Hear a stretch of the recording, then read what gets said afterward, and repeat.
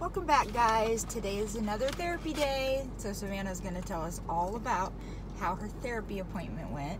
This is with a brand new therapist that we met 2 weeks ago. And today was the first time she had a meeting with her by herself. Yeah. So we're going to see how that went. I haven't heard about it yet, so we're going to hear about it together. I got some food because it's my lunch hour. Yeah, this is her lunch hour usually at school, and I'm driving her to school right now. Well, not right now, but she's just eating in the car first. Okay, guys, so like she said, this is my first time by myself with her, and she's like really nice. At the beginning, I asked her if she was filled in on everything that I had been discussing with my old therapist because I didn't know how much detail I would need to go in about stuff I wanted to talk about, because things I wanted to talk about were things that I was already talking about with my other therapist. So she was like, yeah, but she wanted some background. So I was talking about friendships and some high school drama I was having. You know, high school drama.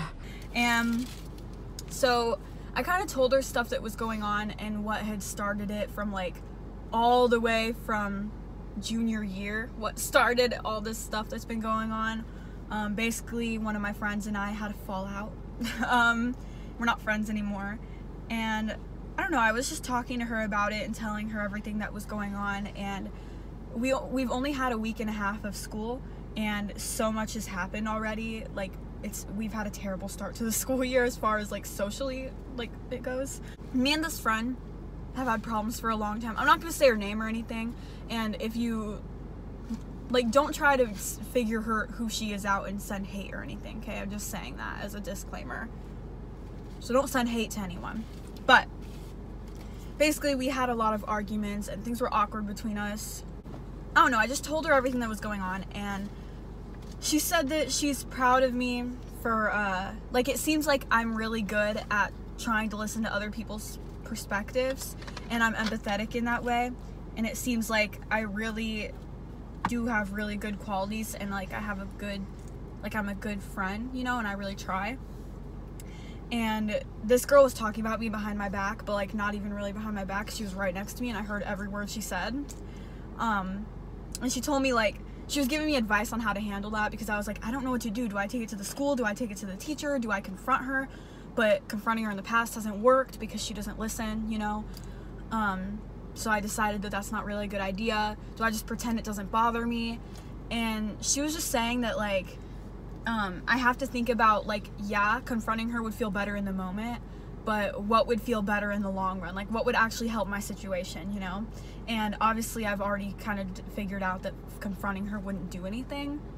Like, it wouldn't stop her, and it wouldn't stop anything. It's just because some people will take accountability for things that they do wrong, mistakes and stuff, and some people won't.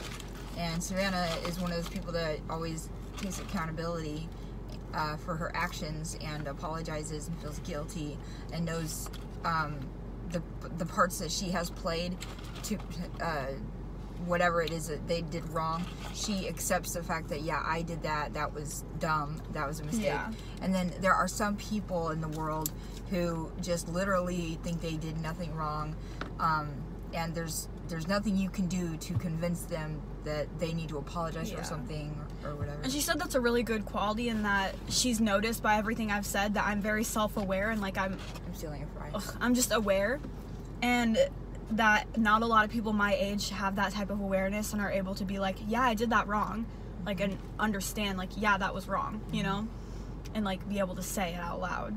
But yeah, so I guess that's good. But she told me that when they're talking about me, if they continue doing it, because I'm just trying to move on, right? I'm just trying to get rid of the drama, you know. I'm almost 17 years old. Tomorrow I'm 17, and I don't need any more like middle school drama, you know? No more gossip.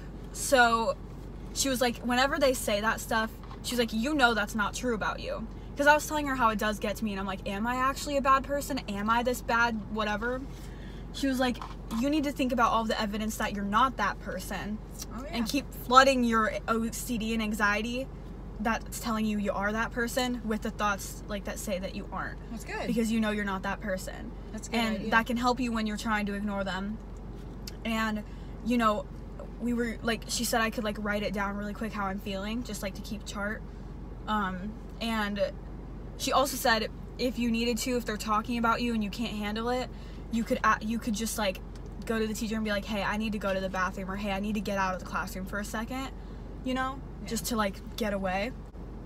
And another thing, like, she was like, if it does get really bad, you could just go to the teacher after class one day and be like, hey, these girls, whatever, like, if something's happening, like, you might need to like do something, like step in sometime, or I might need to take a break outside and leave because they're talking about me, like, you know, like, not to punish them, but just to be like, hey, this is what's going on with these girls in the back, you know, just to be honest, because it's a really small class, and so everyone's gonna notice if something's going on. It's really immature to do that anyway, but Yeah. petty. And based on what I told my therapist, she said it doesn't seem like this girl, like, she's showing me her character, and by her talking about me and like all these things, like 180-degree flip from I do care, I want to be your friend, to I want to leave stuff in her mailbox. That's another story, but Federal crime. yeah, moving from that to that, she's showing me who she really is. Yep. And I can just, like, you know, be the bigger person and not engage and, you know, not let it bother me. And she was like, I know it's a lot easier said than done to just be like, yeah, don't let it bother you, you know, but, you know, obviously, like, you have to weigh out what's gonna help. And I've definitely noticed over time with, like, having issues with this person, confronting her never does anything for, like, it never makes it better. Right. It usually just makes it worse. Because I'm always willing to listen and hear people's points of view, but I never feel like I get that from her. So we talked about that, and we talked about, like, it's a weird lunch situation for me right now because we all have lunch, me and her have lunch together, but then we're in like a small friend group, and we share this other Sam friend, and so we were sitting together for a while, and now because I'm not friends with this girl anymore, like, my friend has to switch back and forth between us, and so she was asking me what that lunch situation is like and what I do when she sits with the other girl instead of me, and I told her that I usually just sit alone, which I don't have a huge problem with, but I would like to put myself out there more. I'm just, like, really, you know, nervous, and this is a good opportunity to make more friends. Which you actually have been doing a little bit this year already. Yeah, but it's not like me approaching them, it's them approaching me. Yeah, but you're still talking to people more. Yeah. Different people. You're not in that bubble of this is my friend and this is my only friend and this is all that matters. You're expanding yourself to being open to getting more friends, I think. You know what I mean? So we did some practice of, like, so there's this acquaintance that I have at school, or like a school friend, you know, and she this year has been coming up to me, like, approaching me and talking to me a lot and being really nice, and if I'm, like, sitting alone or something, she'll come and talk to me. And I told her that my therapist that, and she was saying that sounds like a good opportunity for you to go up to her. So if you're sitting alone at lunch and maybe you want to talk to people, if she's sitting with people, you can go up to her and be like, hey, can I sit with you guys? Hey, can I sit with you? Lunch? Yeah. Oh. And so we practiced doing that, and she was like, oh, good job. Like, we did, like, a scenario, and then she practiced, like, what would happen if she said no and how I would handle that. Wow. Because good idea. Yeah, because for me, like, I would be able to handle it.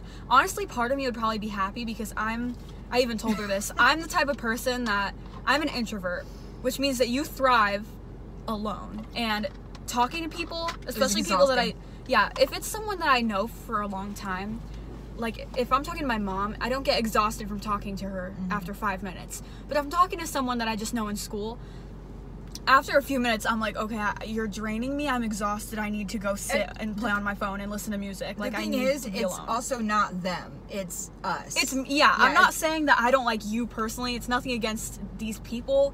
It's just that I get so exhausted talking to people, and especially if the conversation, like, it's not like a close friend, right? So it's not like a intimate, cool, fun conversation. It's just like, how's your day?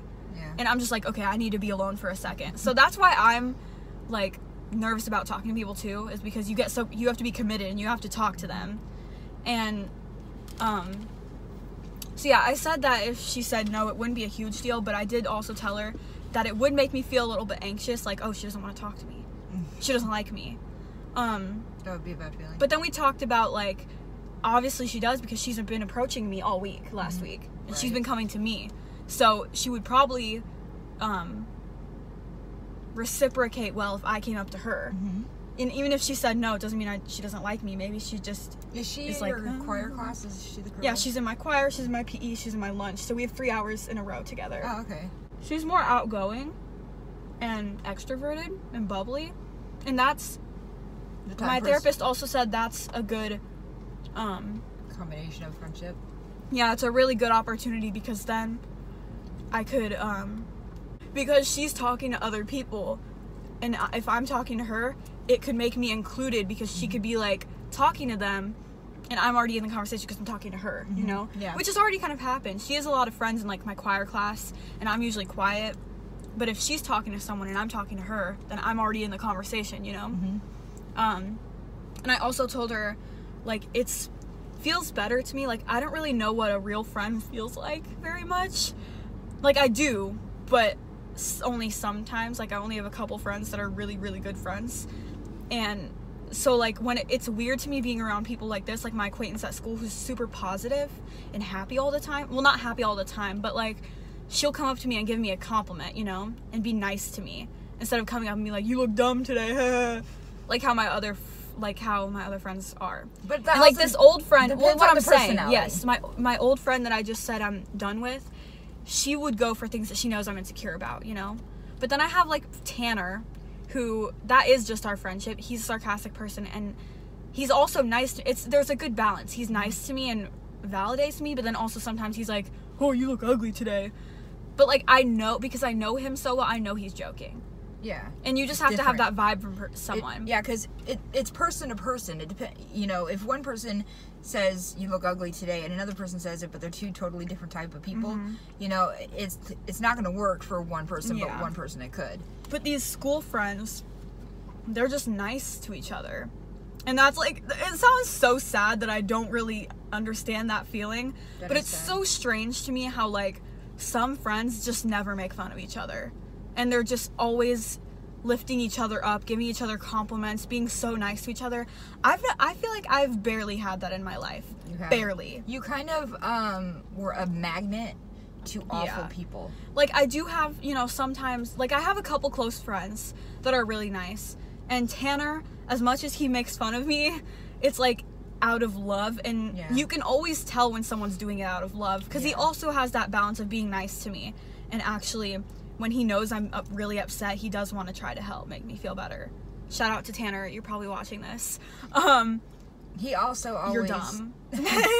He calls you all the time on FaceTime and wants to I know talk to you. I know that he cares about me, but like this other friend, I always had to question, does she care about me? Does she like me? And then she would justify it with, oh, well, I'm just not the type of person to show affection. But then I'm like, that doesn't, like, it's weird, you know? Especially when I'm constantly trying to lift her up and make her feel better, but I feel like I'm not getting it back. Apparently her, like, giving gifts, you know, is like her love language. So whenever she would give me a gift, I would be like, oh, well, she does care about me. But no, that's other ways, like, she wouldn't give me, like, compliments all the time. Unless I would ask for them. Sometimes I would be like, hey, does my outfit look good? And she'd be like, yeah, it looks cute. But, like, other than that, it's like, she wouldn't be like, you look really nice today. Or, you know, don't be insecure about that. Like, it's fine. She was just kind of like, I don't know. I just didn't get a good vibe. And especially, it's strange. Like, it's also going to be really hard to get used to. Like,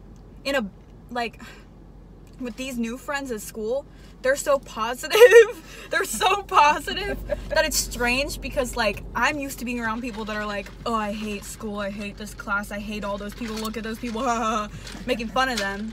So it's gonna be strange being around people that are like, oh, look at them, oh, I like this class is so much fun. Like, that's weird to me, because I'm not used to that.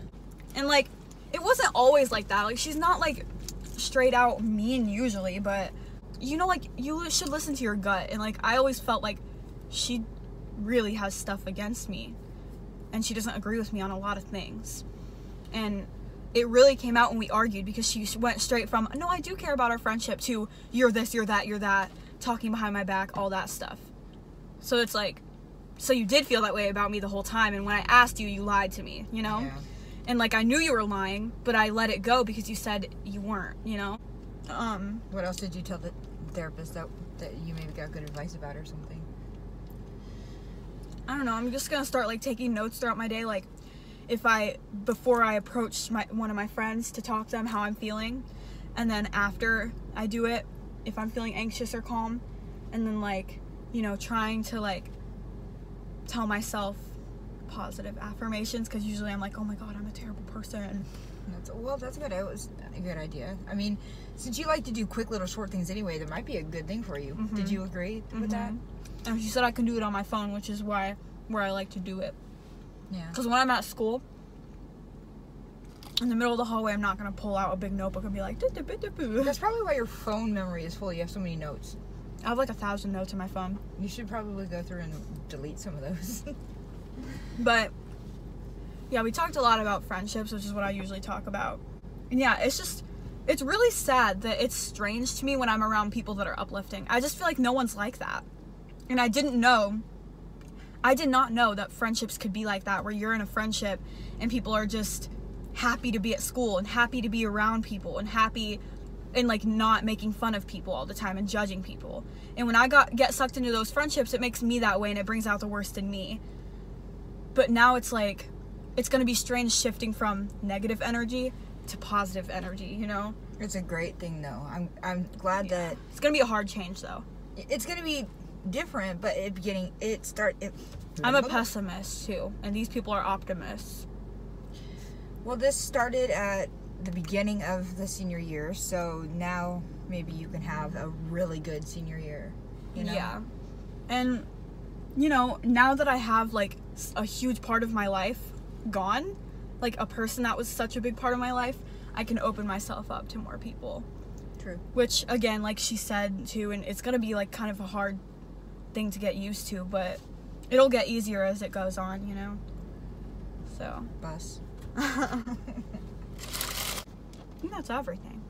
Yeah? Mm-hmm. Alright, well, this was, I feel like this was mostly, talking about the situation and less about the therapist said this and that. But that is how the therapy appointment went. True. So. I mean, that was the appointment. So, all right. Well, did you feel good and positive when you left the appointment? I love therapy so much. I recommend it so much. She freaked out because the last time she saw her was 2 weeks ago, and she's been texting me and bugging me at home like, Mom, I need a therapy appointment. Because everything was happening. So in the moment, week. I need it once a week. Because also what happens is if it's every 2 weeks, by the time everything has already happened and died down, I'm not in that emotional state anymore. But like, I was like, okay, everything is happening. I need to see her right now. But once you calm down, then you can see the big picture and talk to her. I think that's a good thing. Last night I also had a nightmare. Like, my alarm woke me up out of my nightmare, which never happens. Like, I heard my alarm in my dream. I had a nightmare that I overslept and I missed my therapy appointment. So, yeah. And I was so upset in my dream. I was bursting out in tears. That's so funny. If you go to therapy. It's addicting. Addicting? It's better than medicine. It works so well. Yeah. If you have anxiety, therapy. I'm so glad it works for you. Like, I love it so much. I really am. Way better than medication, because different things work for different people, and I think therapy is my thing. Like, that helps me. Well, I guess that's going to be the end of the therapy update with the new therapist. It sounds like everything went so great, and she likes this new therapist. Her next appointment is next week, so there's not going to be as much buildup of stuff. What are you doing? My Band-Aid. Oh, so there won't be as much buildup of, stuff for over 2 weeks of things happening. So I guess that's going to be it for today. I hope you enjoyed the video. Please hit like and subscribe, and we will see you next time. Bye, poopies.